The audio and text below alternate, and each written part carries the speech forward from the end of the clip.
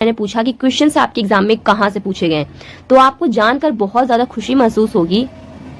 सभी बच्चों का, यहाँ तक मैं ये बता दूं कि मैक्सिमम बच्चों का यही कहना था कि हेलो दोस्तों, welcome back to the channel.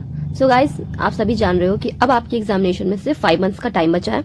September, October, November and December, and बीच में आपके हाफ ईयरली प्री बोर्ड्स वगैरह भी चलने वाले हैं। साथ ही में स्कूल में टेस्ट वगैरह भी होते रहते हैं। तो आप सभी बच्चे बहुत ज्यादा मेहनत कर रहे हो अपने एग्जामिनेशन के लिए, बहुत कुछ पढ़ रहे हो, ठीक है। बट एक जो मिस्टेक है आप कर रहे हो, जो आपको अभी समझ नहीं आ रहा है, जब थोड़ा टाइम और बीतेगा, जब जनवरी आ जाएगी, तब वो मिस्टेक आपको साफ साफ दिखाई देने लगेगा। अभी वो चीजें मेरे बोलने के बावजूद शायद आपको दिखाई ना दे और कुछ बच्चों को वो चीजें दिखाई दे। वो चीज ये है फ्रेंड्स कि आपका स्टडी मटेरियल, जो आपका रिसोर्सेज है स्टडी करने का, वो कंसाइज नहीं है, उसका वो शॉर्ट नहीं है। कहने का मतलब ये है कि आपको पता ही नहीं है कि आपको एग्जैक्टली कौन से स्टडी मटेरियल को यूज करना चाहिए। एग्जाम्पल मैं आपको दे रही हूँ, जैसे कि आप यूट्यूब से साइंस पढ़ते हो, ठीक है, किसी एक टीचर से, तो आप ऐसा मत करो कि एक चैप्टर आपने इस टीचर से पढ़ लिया, दूसरे चैप्टर आप किसी और टीचर से पढ़ोगे। इस तरीके से आपका माइंड भी डिस्ट्रैक्ट होता है एंड आपका साथ ही में आप बिलीव नहीं करोगे मेरी बातों पर, बट ये ट्रुथ है कि वहां पे आपका टाइम भी वेस्ट होता है ढूंढने में, दूसरे सब्जेक्ट के दूसरे टीचर को ढूंढने में। आपको अगर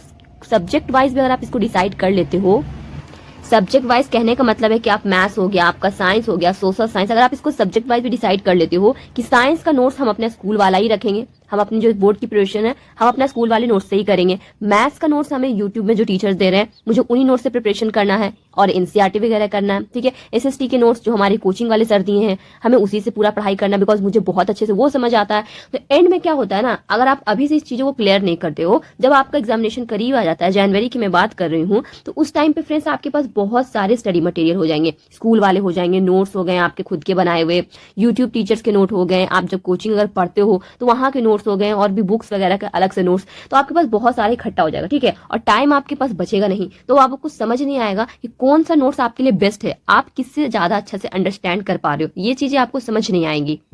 और फिर क्या होगा, फिर आप हो जाओगे उस मोमेंट पे परेशान कि अब हम क्या करें, मेरे पास समय नहीं बचा है और मुझे अपने बोर्ड एग्जाम में 95% स्कोर करना है, अब हम करें तो करें क्या। उस टाइम पे आप जाके फंस जाओगे, कहाँ से पढ़े, कैसे पढ़े, किसका पढ़े, इस टाइप का आपके दिमाग में कंफ्यूजन चलते रहेगा और इससे काफी आपका टाइम का लॉस होगा।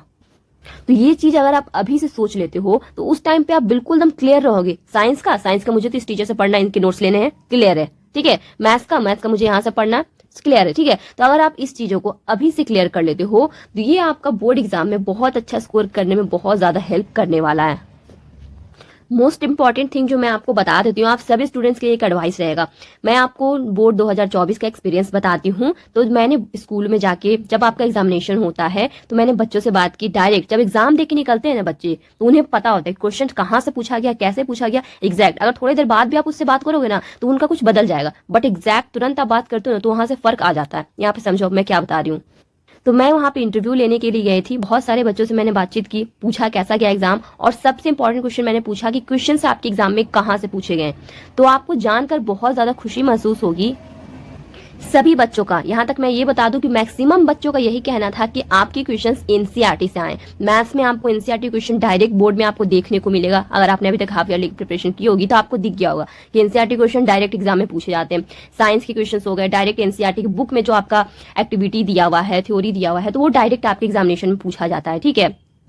एसएसटी का हम बात करें तो वहां पे डायरेक्ट एनसीईआरटी से पढ़ना इस टाइम पे थोड़ा सा मुश्किल हो जाता है, बिकॉज टाइम आपके पास थोड़ा कम बचा है, तो आप नोट्स वगैरह से पढ़ते तो वो ज्यादा हेल्पफुल होता है। But moral of the story ये रहा कि मैंने जब बच्चों से बातचीत की तो यही चीज समझ में आया निकल के सामने कि हाँ, जो क्वेश्चंस होते हैं वो मोस्टली एनसीईआरटी से पूछे जाते हैं। और उन्होंने रेफरेंस बुक रखा, बिल्कुल रखा, बट ऐसा नहीं कि बहुत सारा रखा, ठीक है, किसी एक का रखा या दो का रखा, और आप चारों तरफ से अगर मिक्स कर देते हो तो वो बाद में आप ही को प्रॉब्लम देती है। तो बहुत सारे बच्चों ने एनसीईआरटी की और उसके साथ साथ एक या दो रेफरेंस बुक रखा और सैंपल पेपर तो मस्ट किया।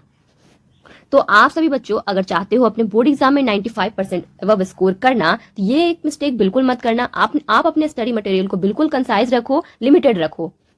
ये मत करना कि मैथ्स का आर.एस. अग्रवाल भी कर लेते हैं, आर.डी. शर्मा भी कर लेते हैं, एनसीईआरटी भी कर लेते हैं, कोई और बुक भी कर लेते हैं, और इस तरीका से अपने आप को परेशान नहीं करना है। समझ गए कि मैं आपको क्या समझाना चाहती हूँ? आई होप क्लियर हो। मिलते हैं दोस्तों नेक्स्ट वीडियो में, तब तक के लिए थैंक यू वेरी मच।